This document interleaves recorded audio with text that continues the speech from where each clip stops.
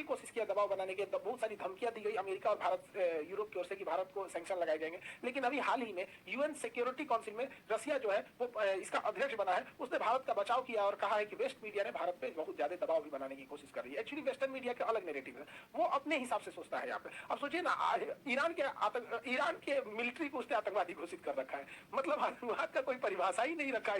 हमारा ईरान से अच्छा संबंध है, ईरान हमारे भारत के लोगों को, और ईरान और भारत का बहुत अच्छा रिलेशन है हमारा, और उसका दोनों का ट्रेड बैलेंस भी अच्छा है, पेट्रोलियम लेते हैं। अब वहां की जो रिवोल्यूशनरी गार्ड है, जो इसको बीएसएफ कहता है, जैसे हमारे यहाँ बीएसएफ है, उसको आतंकवादी घोषित कर रखा है। तो उनको कहना है कि रसिया जो है ना, अब ध्यान से समझिए, रसिया अगर यूक्रेन पे हमला किया तो कहता है रशियन एग्रेशन, रशिया ने हमला किया, एग्रेशन। और अमेरिका आके अफगानिस्तान पे मार दिया तो अमेरिकन एग्रेशन नहीं, अमेरिकन एक्शन ऑन टेररिज्म।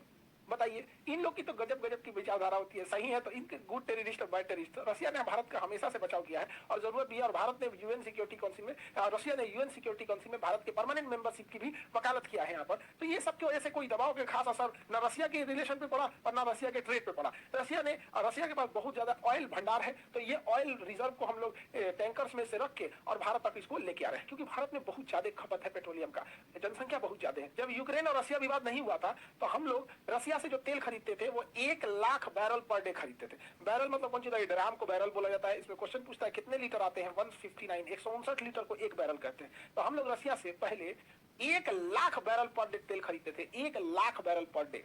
तो अब जब विवाद हुआ तो वेस्टर्न मीडिया ने हमारे ऊपर दबाव बनाया, वेस्टर्न ने दबाव बनाया कि इतना तेल क्यों खरीद रहे हैं, इससे तो फंडिंग होगी यूक्रेन की, युद्ध की, वहां के लोग मारे जाएंगे। तो भारत ने 1 लाख बैरल से बढ़ा के 19 लाख बैरल पर डे कर दिया। 19 लाख बैरल पर डे हम कन्वर्ट कर देते हैं 30 करोड़ लीटर प्रतिदिन। तो हम लोग रसिया से तेल खरीद रहे हैं ना, 30 करोड़ लीटर प्रतिदिन खरीद रहे हैं, 30 करोड़ लीटर प्रतिदिन खरीद रहे हैं। अब वेस्टर्न पागल है सब, वेस्टर्न मीडिया ले यार भारत को किया क्या जाए, न ये अमेरिका का सुन रहा है न यूरोप का सुन रहा है। तो भारत विश्व गुरु है, गुरु नहीं सुनता है जल्दी किसी का। हम लोग को अपना नेशनल इंटरेस्ट मायने रखता है, पहले उसको हम लोग देखते हैं। तो इसका बेअसर हो गया यहाँ पे। हालांकि वेस्टर्न लोगों ने, यूरोप ने बहुत गलत किया।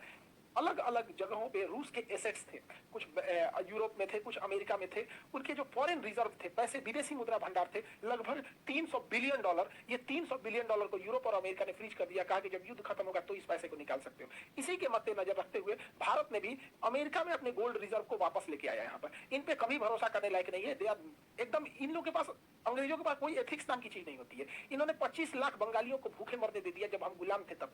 इन्होंने छोटे बच्चे को गोली मारा जलियांवाला बाग में, और इनको अगर खरोच आ जाएगी ना तो दुनिया, पूरी दुनिया खोपड़ी को उठा लेंगे। इनके पास कोई एथिक्स नहीं होता, किसी को मार देंगे, किसी से कुछ भी कर देंगे। इन पे कभी भरोसा नहीं करना चाहिए। तो इसका, हालांकि इसका बस एक देश ने विरोध किया था, किंग सलमान जो सऊदी अरब के। हालांकि सारे देशों को इसका विरोध जताना चाहिए। इस तरह से कोई किसी का पैसे हड़प लेगा यहाँ पे। हालांकि लाख विरोध के बावजूद रसिया के व्यापार में कमी नहीं आई, क्योंकि रसिया पिछले 4 सालों से, 4 साल नहीं, 2014 से ही रसिया जब क्रीमिया को कब्जा किया था, उसी समय से यूक्रेन से लड़ाई के लिए वो पूरी तरह से कमर कस लिया था। इसमें गलती यूक्रेन की भी है। अब यूक्रेन को सोचना चाहिए कि अमेरिका जो है रूस का सबसे बड़ा दुश्मन है, तो रूस के दुश्मन को आप रूस के सिधाने बैठाइए तो क्या करेगा। तो वो पहले से तैयारी में था, इस वजह से रसिया में कोई दिक्कत नहीं आई है। रसिया का जो ट्रेड है, व्यापार है, वो 8.5%, 8.6% के ग्रोथ से जा रहा है। जो उसका फाइनेंस सेक्टर है, बैंकिंग है, इंश्योरेंस है, ये बॉन्ड है, वो सब 8.7% के ग्रोथ से जा रहा है। जीडीपी उसका है 10.9% के ग्रोथ से जीडीपी जा रहा है। कंस्ट्रक्शन जो वर्क होता है, बिल्डिंग कंस्ट्रक्शन, एयरपोर्ट, सीपोर्ट, जो भी रियल एस्टेट के कंस्ट्रक्शन होते हैं, 6.6% के ग्रोथ से जा रहा है। तो इससे ये पता चलता है कि रसिया पर इन सैंक्शंस का कोई खास असर नहीं पड़ा, और ना ही भारत